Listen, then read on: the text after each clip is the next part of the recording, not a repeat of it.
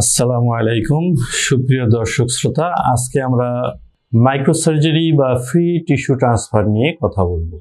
আমি ডাক্তার মোহাম্মদ মনসুর রহমান চৌধুরী, সহকারী অধ্যাপক প্লাস্টিক সার্জারি, জাতীয় বার্ন ও প্লাস্টিক সার্জারি ইনস্টিটিউট, পাশাপাশি লেজারিনা aesthetic and plastic surgery centre AMZ hospital উত্তর বাড্ডায় কর্মরত আছি। তো মাইক্রোসার্জারি বা ফ্রি টিস্যু ট্রান্সফার হচ্ছে দুর্ঘটনা অথবা ক্যান্সার এক্সিশন বা কেটে ফেলার পরবর্তী যে ক্ষত সৃষ্টি হয়, মাংস চামড়া কেটে ফেলতে হয় অথবা দুর্ঘটনাজনিত কারণে মাংস এবং চামড়া নষ্ট হয়ে যায়, ইভেন রক্তনালীও নষ্ট হতে পারে, যার ফলে হাড় শরীরের বিভিন্ন অংশের, হাতের পায়ের বা শরীরের অন্য অংশে হাড় বের হয়ে যেতে পারে, টেন্ডন বের হয়ে যেতে পারে, যেগুলি বের হয়ে থাকলে পরে অবশ্যই নষ্ট হয়ে যাওয়ার সমূহ সম্ভাবনা থাকে।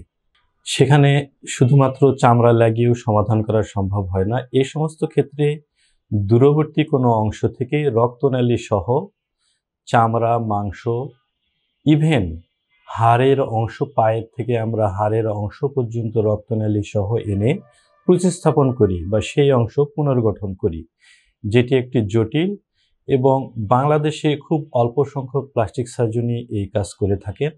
আমরাও তার ভিতরে অন্যতম।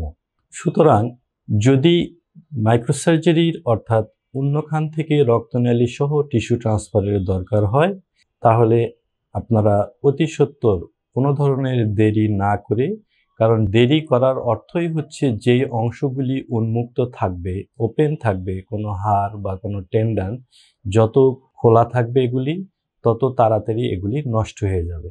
দ্রুত মাইক্রোসার্জারির মাধ্যমে এই সমস্ত শরীরের এই অংশগুলির প্রোটেকশন বা রক্ষা করা সম্ভব এবং ফাংশনালি বা কাজের দিক থেকে পূর্ব অবস্থায় ফিরিয়ে নেওয়া সম্ভব।